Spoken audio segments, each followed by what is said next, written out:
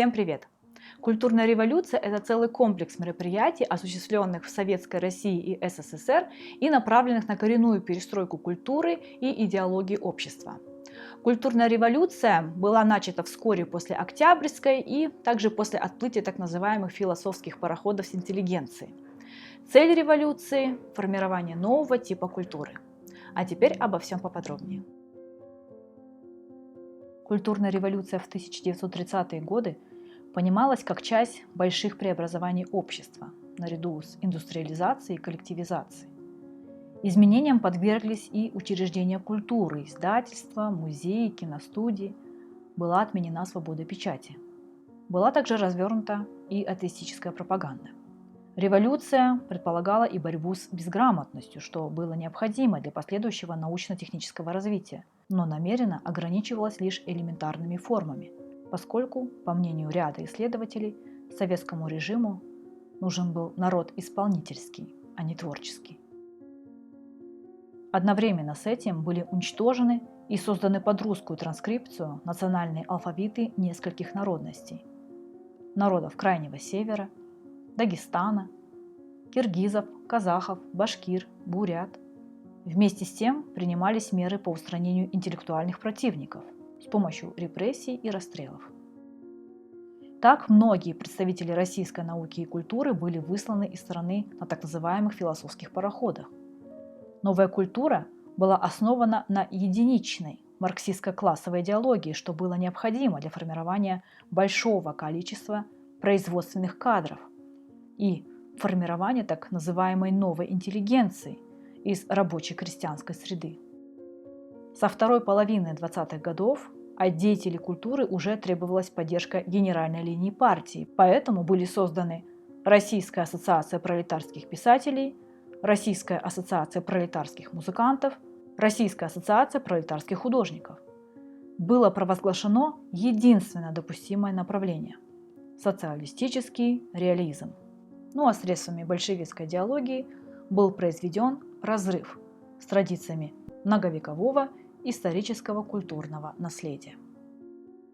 Так, Главное управление по делам литературы и издательств, сокращенно Главлит, призвал современных писателей воздерживаться от открытого поношения режима и стремился усилить русоцентристский характер произведений современной литературы, убирая детали, характеризующие русских с отрицательной стороны, или детали, выражающие симпатию автора к представителям других национальностей.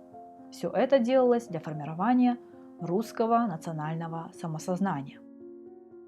Радио в те годы также играло во многих отношениях не менее важную роль, чем литература. И власти считали его действенным средством. Как и во время войны, по радио транслировались различные лекции, но центральное место в программах занимали музыкальные произведения. Интерес радиослушателей к русской классической музыке и народным песням всегда был высокий, что объяснялось отчасти традиционной популярностью этих жанров и отчасти тем, что в период ждановщины осуждалось низкопоклонство перед зарубежным в принципе, да и зарубежными классиками в частности, например, перед Бетховеном, Бахом или Шопеном. Те же факторы действовали и в драматическом и оперном театрах. Благосклонностью руководителей страны пользовались исключительно русские классические произведения. Русская классика, Глинка, Чайковский, Мусоргский не сходили со сцены. Так, например, Киевская опера показала публике в сезоне 1946-1947 годов «Пиковую даму» и Евгения Онегина Чайковского, а также «Царскую невесту» Римского-Корсакова. Так, осенью 1945 года известные театральные коллективы РСФСР направились на гастроли в Киев, Баку, Ригу и Алмату, в большей части для того, чтобы показать местным властям, каков должен быть репертуар их театров. В последующие годы эта политика русификации была усилена путем создания в республиках постоянно действующих русских театров. Как покровительственно заметил автор одной из статей в центральном журнале «Театр», цитирую, «постановка русских классических пьес на национальных сценах имеет большое культурно-политическое и художественно-воспитательное значение». Предъявлявшиеся республикам во время Ждановщины требование ограничить прославление ханов подрезало крылья не только театрам, но и кинематографии. В период с 46 по 55 годы вне РСФСР не было выпущено практически никаких новых спектаклей или фильмов на национальную тематику или с использованием национальных героев. Если апеллировать цифрами, то с 1945 года по 1952 год на киностудии «Казахфильм» были сняты всего 3 фильма: «Песни Абая», «Золотой рог» и «Джамбул». По контрасту с этим киностудии РСФСР сняли за первое послевоенное десятилетие более 20 лент, что доказывает, что ограничения ЦК, касающиеся репертуара, соблюдались только в отношении нерусских учреждений культуры. Утверждалось, что творчество гениальных композиторов и писателей уходило корнями исключительно в русскую почву и никак не отражало никакого другого национального опыта. В послевоенные годы усилиями массовой культуры население было всесторонне охвачено пропагандой национал-большевизма.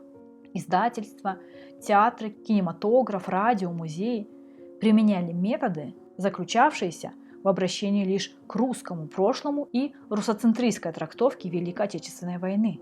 Наводили порядок, безусловно, и на стендах музеев.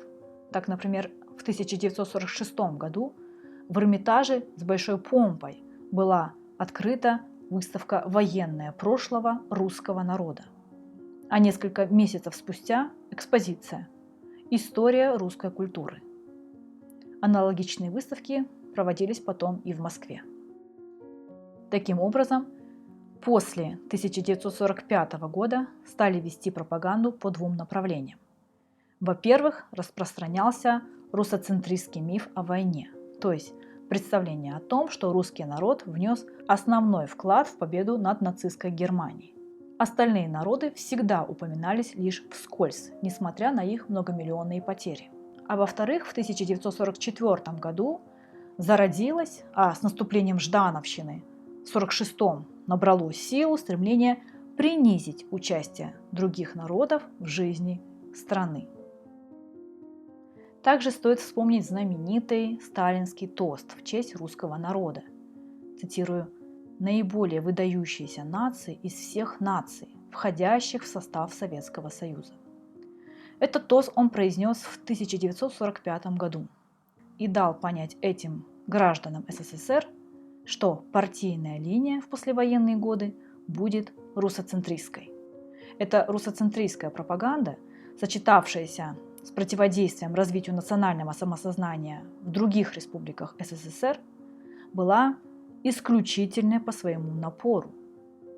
Но и после смерти Сталина изменения в идеологии были минимальными. Так, например, в 1963 году в Москве возникло неофициальное объединение казахской молодежи «Жас Тулпар». Организация позиционировала себя как просветительское общество, пропагандирующее казахскую культуру. Цель общества была объявлена как знакомство с казахской культурой, искусством и литературой, а также оказание помощи казахским студентам в изучении русского языка и технических дисциплин. Организаторами были Мурат Ауэзов, Балатхан Тайжанов и Алтай Кадыржанов. В рядах состояли около 1000 студентов. Вскоре подобные союзы возникли по всей КАЗ СССР. Ауэзов говорил об этом союзе следующее, цитирую: «Мы создали группу жас-тулпаровцев, единодушных во мнении, что нельзя допустить исчезновения языка наших родителей, наших предков». Это была молодежь в основном русскоязычная, которая обучалась в Москве. Жас-тулпаровцы подвергались угрозам. В комсомольских органах ЦК их стали называть националистами, что ожидаемо. В ЦК же сообщалось о появлении листовок националистического содержания. Также, по некоторым сведениям, вскоре после распуска организации ее члены подвергались преследованию со стороны правоохранительных органов. Однако позднее, благодаря вмешательству первого секретаря ЦК Компартии Казахской ССР Динмухамеда Кунаева, преследование прекратилось. Таким образом, тот факт, что вся массовая культура в СССР в последние десятилетия сталинского режима находилась под знаком утверждения русского национального величия, неоспорим. Истоки русоцентризма в сталинской массовой культуре трудно различимы из-за кампаний, одновременно ратующих за советский патриотизм и за дружбу народов. Возникает противоречие. Так вот, в течение 1930-х годов руководство было настолько озабочено государственным строительством и массовой мобилизацией, что стало ясно, утопичная дружба народов, пропагандирующаяся в самом начале советской идеологии, на самом деле свела на нет все попытки мобилизовать общество на индустриализацию. Так, в поисках более сильной идеи Сталин и узкий круг его приближенных в итоге остановились именно на русоцентричной идеологии как на самом действенном способе достичь массовой лояльности режиму, даже потому, что элементарно русских было просто больше, чем всех остальных, некоторая часть которых подверглась и голодомору. Это должно было рассматриваться как катализатор формирования массового сознания в русскоговорящем советском обществе с конца 30-х до середины 50-х годов. Но на деле и на многие годы вперед. Перед вами цитата из газеты «Правда». Благодаря этой статье словосочетание «первый среди равных» будет часто использоваться для описания места русского народа в советском обществе. В действительности же роль, отведенная нерусским народам, приводила в глубочайшее смятение многих из тех, кто пытался понять нарратив. Поучителен, например, случай Бухарина. Он принимал активное участие в решении идеологических вопросов. Так, в феврале 1936 года он подвергся суровой критике за несколько статей в «Известиях». В одной из них он говорил о том, что недоверие нерусских народов к русским является естественным следствием царской колониальной политики. Мощная кампания против Бухарина послужила сигналом возрастающей чувствительности к данным темам. Один за другим известные писатели, например, Михаил Булгаков и Демьян Бедный, также в течение 1936 года были обвинены в неуважительном отношении к русскому прошлому. С менее важными авторами просто не разговаривали, они были немедленно арестованы. Скандалы вокруг Бухарина, Булгакова и Бедного косвенно характеризуют значительный культурно-идеологический сдвиг, который был очевиден, но старательно замалчивался. Спасибо, что посмотрели. Ставьте лайки, если информация оказалась для вас полезной и интересной. Подписывайтесь на мой канал. Всем пока!